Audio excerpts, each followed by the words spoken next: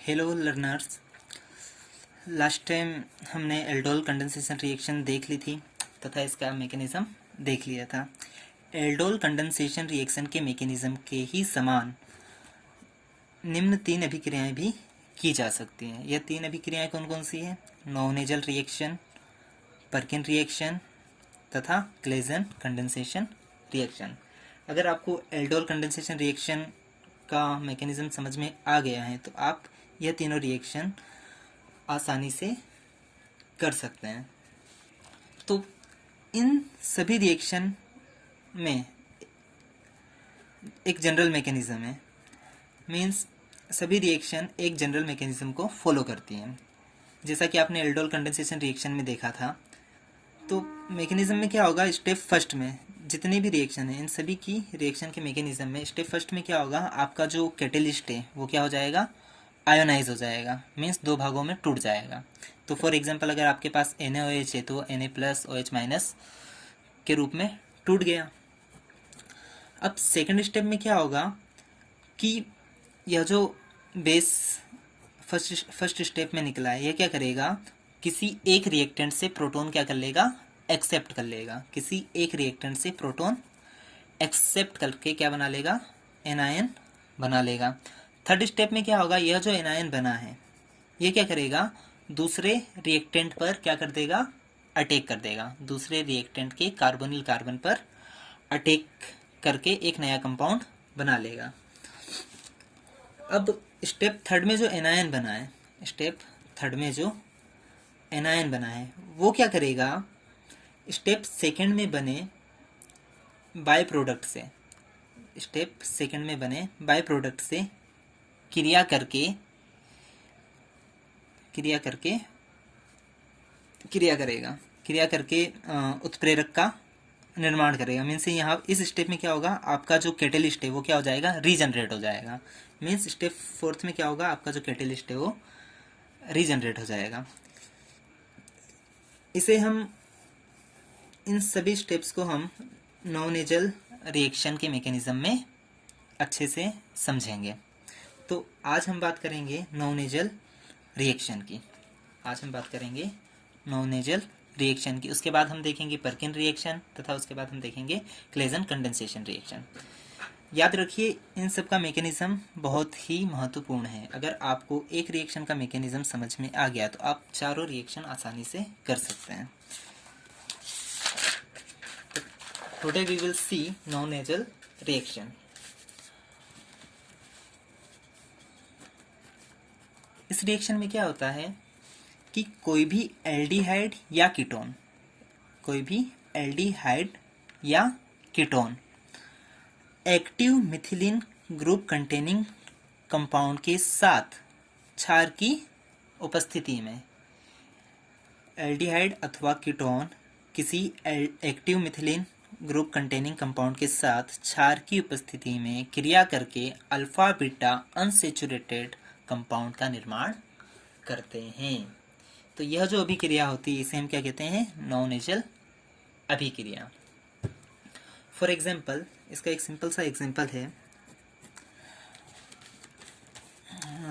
Aldehyde के तौर पर हम ले लेते हैं यहाँ पर बेंजल्डिहाइड। क्या ले लेते हैं, benzaldehyde C6H5CH double bond O। ये हमारा क्या हो गया, बेंजल्डिहाइड। तो एल्डिहाइड ले लिया। अब हमें क्या चाहिए, active methylene group containing compound. तो एक्टिव मिथिलीन से यहाँ पर आशा यह है कि वह कंपाउंड जिसमें मिथिलीन ग्रुप क्या हो, एक्टिव हो, मीन्स वो कैसा हो, रिएक्टिव हो। ठीक है, तो एक्टिव मिथिलीन कंटेनिंग कंपाउंड क्या हो जाएगा हमारे पास, डाई एथिल मेलोनेट। क्या हो जाएगा, die ethyl COO C2H5 this compound. What is this, diethyl malonate।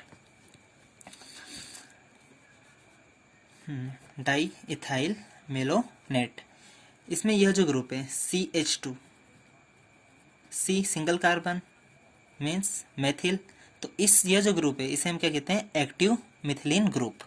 तो यह जो पूरा कंपाउंड है इसे हम क्या कहेंगे, active methylene group containing compound. होगा क्या, बेस की उपस्थिति में, बेस क्या ले लेते हैं हम यहाँ पर, पिरिडीन। इस अभिक्रिया में क्या होगा, अभी H2O निकल जाएगा यहाँ से, O और H2O, और ये बेंजल्डिहाइड पूरा का पूरा किससे जुड़ जाएगा, डाइथाइल मेलोनेट से, और क्या बन जाएगा C6H5CH डबल बॉन्ड ऐसा का ऐसा, H2O निकल गया, क्या आ जाएगा यहाँ पर COO C2H5 COO C2H5।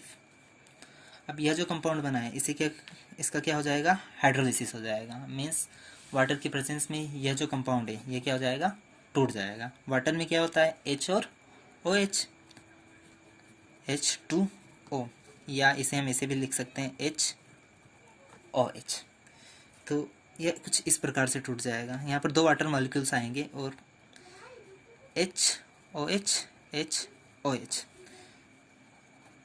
तो यहाँ से C2H5OH C2H5OH के 2 मॉलिक्यूल्स निकल जाएंगे, और हाइड्रोजन कहाँ पर जुड़ जाएगा, इस COO के साथ। तो क्या बनेगा C6H5CH double bond C single bond COOH।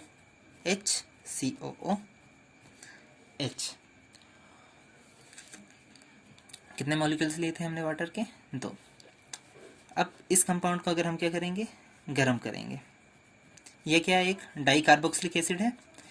जब भी हम डाई कार्बोक्सिलिक एसिड को गर्म करेंगे तो क्या निकल जाएगा, यहाँ से जो एक CO2 है वो क्या हो जाएगा, निकल जाएगा, क्योंकि एक कार्बन पर 2 COH स्टेबल नहीं होते हैं, तो गर्म करने पर क्या हो जाएगा, यह जो CO2 है ये क्या हो जाएगा, निकल जाएगा, C6H5CH डबल बॉन्ड COOH ऐसा कैसा, और यहाँ पर क्या आ जाएगा H। तो देखिए ये जो हमारा कंपाउंड बना ये क्या है, अल्फा बीटा अनसेचुरेटेड कंपाउंड। इसका नाम क्या है, cinnamic acid, cinnamic acid. Alpha beta unsaturated means COH यहाँ पर क्रियात्मक समूह है, इसके पास वाला कार्बन अल्फा कार्बन, तो ये पोजीशन क्या हो गई अल्फा, यह पोजीशन इसके बाद वाला कार्बन बीटा कार्बन, बीटा, और अल्फा तथा बीटा कार्बन के बीच क्या है, अनसेचुरेशन है, मीन्स डबल बॉन्ड है, इसलिए इस कंपाउंड का जो सामान्य नाम है वो क्या है, अल्फा बीटा अनसेचुरेटेड कंपाउंड। तो नॉन-नेचुरल रिएक्शन क्या होती है, यह एक बेस कैटेलाइज्ड रिएक्शन है। इस रिएक्शन में एल्डिहाइड अथवा कीटोन किसी सक्रिय मिथिलीन युक्त यौगिक के साथ क्रिया करके अल्फा बीटा असंतृप्त यौगिक बनाते हैं। ठीक है, इसका हमने एग्जाम्पल देख लिया कि बेंजल्डिहाइड डाई इथाइल मेलोनेट के साथ क्षार की उपस्थिति में सिनेमिक एसिड बनाता है। ठीक है, अब बात करेंगे हम इसके मैकेनिज्म की।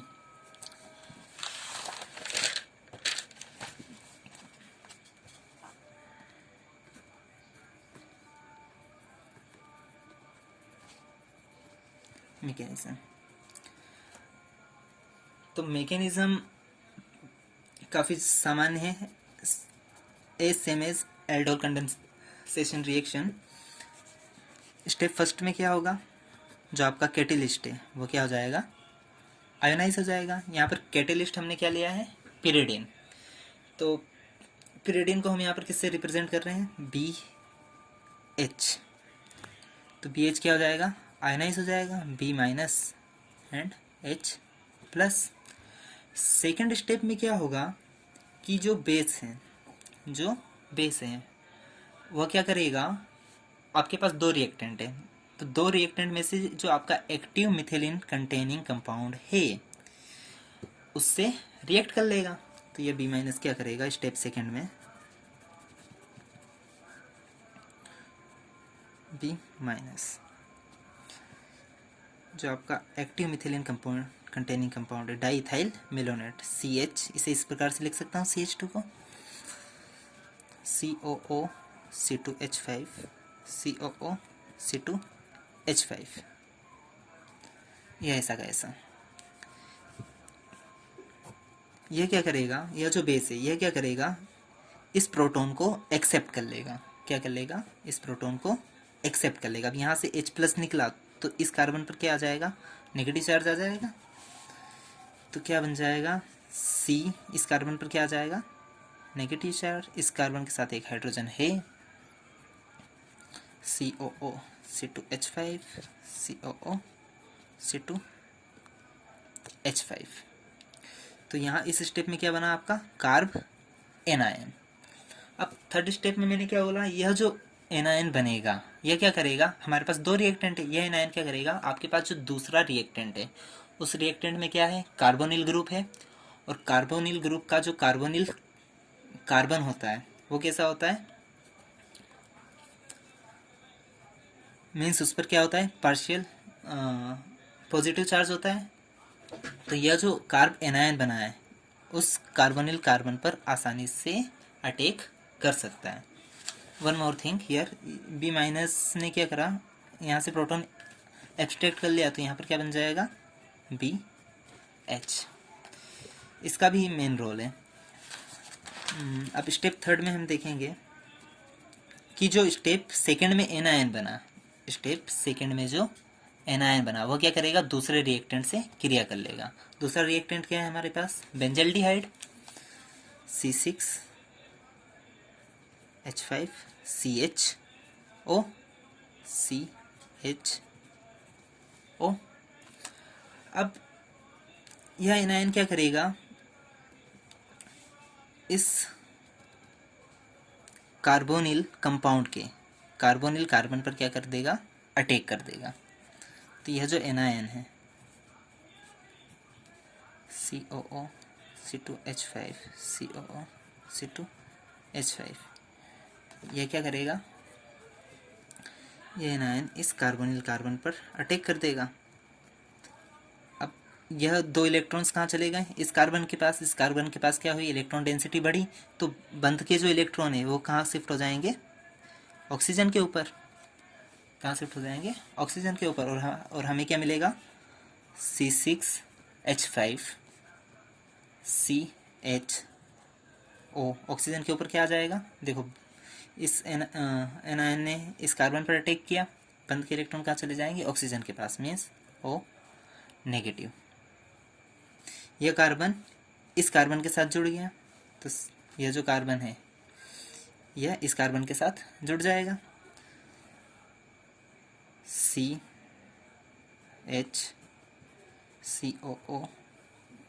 C2H5 COO C2H5। अब स्टेप फोर्थ में क्या होगा, स्टेप फोर्थ में क्या होगा, जो स्टेप सेकंड में निकला, जो स्टेप सेकंड में निकला वो क्या करेगा, इस एल्कोक्साइड आयन को, इसे क्या कहते हैं हम, एल्कोक्साइड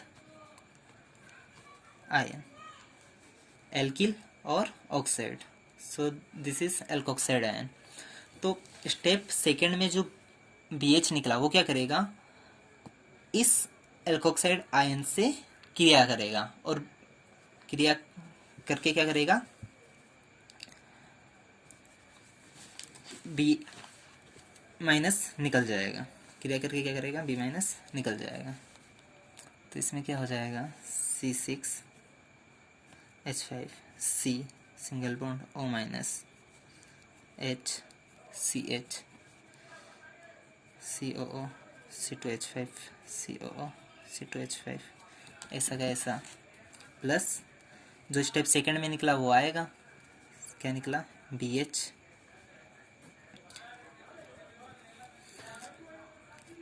अब यह BH क्या करेगा, यह जो प्रोटॉन है वो किसे दे देगा, इस ऑक्सीजन को, और क्या बन जाएगा C6H5CH single bond OH CH COO C2H5 COO C2H5 plus यह H यहाँ से निकल गया तो यहाँ क्या बचा B माइनस। तो देखिए कैटलिस्ट का काम क्या होता है, अभिक्रिया की गति को परिवर्तित करना, ना कि अभिक्रिया में पार्टिसिपेट करना। कैटलिस्ट क्या होते हैं, जो अभिक्रिया में पार्टिसिपेट तो नहीं करते हैं लेकिन अभिक्रिया की गति को परिवर्तित कर देते हैं। तो देखिए यहाँ पर हमने कैटलिस्ट क्या लिया था, BH का कौन सा पोर्शन रिएक्शन में आया था, B माइनस। तो B माइनस इस स्टेप में आया तथा इस स्टेप में B माइनस क्या हुआ, वापस निकल गया। मीन्स कैटलिस्ट आया, रिएक्शन की गति बढ़ाई और चला गया। अब स्टेप 5 में क्या होगा, देखिए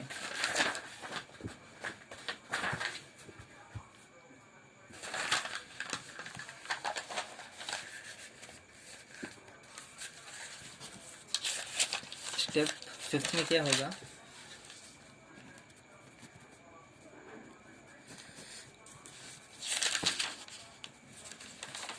यह जो कंपाउंड बना है, यहाँ से क्या हो जाएगा, यह जो OH और इस कार्बन से H, यहाँ से OH तथा यह H निकल जाएगा। मीन्स अगली स्टेप में क्या होगा, H2O मॉलिक्यूल बाहर निकल जाएगा और यहाँ इस कार्बन से एक ग्रुप निकल रहा है तथा इस कार्बन से एक ग्रुप निकल रहा है। इन दोनों कार्बन के बीच क्या आ जाएगा, डबल बॉन्ड आ जाएगा। मीन्स अगली स्टेप में क्या हो जाएगा, हमारे पास क्या है C6H5CH single bond OH CH COO C2H5 COO C2H5। इस स्टेप में क्या होगा, H2O निकल जाएगा यहाँ से और इन दोनों कार्बन के बीच क्या आ जाएगा, double bond C6H5CH double bond CH double bond COO C2H5 COO C2H5। अगले स्टेप में क्या होगा, यहाँ तक का जो मैकेनिज्म है स्टेप 5 तक, चारों reaction, aldol condensation reaction, Perkin reaction, Knoevenagel reaction तथा क्लेजन कंडेंसेशन रिएक्शन, सब में क्या है, सेम है। तो आपको यह जनरल मैकेनिज्म याद रखना है। एक बार और रिपीट कर देते हैं। स्टेप 1 में क्या होगा कि बेस जो है आपका, जो कैटेलिस्ट है वो आयनाइज होगा। अब कैटेलिस्ट में ये जो नेगेटिव पोर्शन है वो क्या करेगा, किसी भी एक रिएक्टेंट से रिएक्ट करके क्या बना लेगा, एनायन बना लेगा। क्या बना लेगा, एनायन बना लेगा। और एनायन बनाने के साथ साथ यह जो प्रोडक्ट बना है इसका उपयोग 4th स्टेप में होगा। इसका यूज़ कहाँ होगा, 4th स्टेप में। तो फर्स्ट स्टेप में आपका जो कैटेलिस्ट है वो आयनाइज हो जाएगा। सेकंड स्टेप में यह जो कैटेलिस्ट है ये क्या करेगा, किसी एक रिएक्टेंट से अभिक्रिया करके क्या बना लेगा, कार्ब एनायन बना लेगा। अब यह जो कार्ब एनायन बना है ये क्या करेगा, दूसरा जो रिएक्टेंट मॉलिक्यूल है उससे क्या करेगा, क्रिया करेगा तथा क्रिया करने के पश्चात क्या बना लेगा, एनायन बना लेगा। तो यह जो एनायन बना है यह एनायन क्या करेगा, स्टेप 2 में बने BH से क्या करेगा, रिएक्ट करेगा। तो जो बेस आया था इस स्टेप में क्या होगा, स्टेप 4 में जो बेस रिएक्शन में आया था वो क्या हो जाएगा, बाहर निकल जाएगा। तो यह जो एल्कोक्साइड आयन बना है ये क्या करेगा, BH से रिएक्ट करके क्या बना लेगा, ये कंपाउंड बना लेगा तथा B- वापस निकल जाएगा। तो कैटेलिस्ट से हमारे पास जो B- आया था स्टेप 2 में वो स्टेप 4 में क्या होगा, वापस निकल जाएगा। अब अगली स्टेप में क्या होगा, यहाँ पर जो OH आया है इसके पास वाला कार्बन का जो H है वो क्या हो जाएगा, निकल जाएगा। मीन्स यह OH तथा इस पास वाले कार्बन से H, तो वाटर मॉलिक्यूल क्या हो जाएगा, अगले स्टेप में निकल जाएगा। तो यहाँ तक का जो मैकेनिज्म है वो ऑलमोस्ट चारों रिएक्शन में क्या है, सेम है। अब इसके आगे की स्टेप देख लेते हैं। स्टेप्स इसमें क्या होगा, अब अब ये जो कंपाउंड बना है इसका क्या करते हैं हम, हाइड्रोलिसिस। हाइड्रोलिसिस मीन्स वाटर से रिएक्शन करा दें।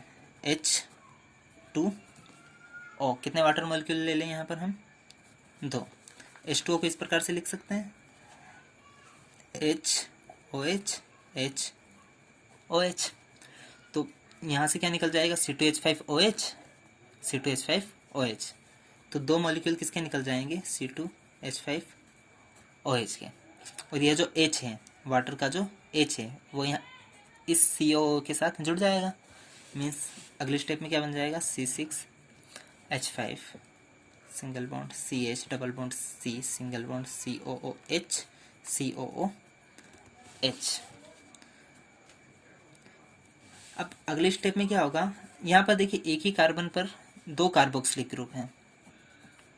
एक ही कार्बन पर 2 कार्बोक्सिलिक ग्रुप हैं जो कि अस्थायी होते हैं। एक ही कार्बन पर 2 कार्बोक्सिलिक ग्रुप उपस्थित नहीं रह सकते। तो अब हम क्या करेंगे, जब इसे गर्म करेंगे, इसे क्या करेंगे, गर्म करेंगे, तो CO2 गैस निकल जाएगी। और क्या बन जाएगा, यहाँ से आपने क्या करा, CO2 निकाल दिया। तो C6H5 CH double bond C single bond COOH। ऐसा कैसा, यहाँ से COO निकल गया, बचा क्या H। यह क्या बन जाएगा आपका, अल्फ़ा बीटा अनसेचुरेटेड कंपाउंड। इसका नाम क्या है, सिनेमिक एसिड। ओके, तो यह थी आपकी non nasal reaction and it's mechanism.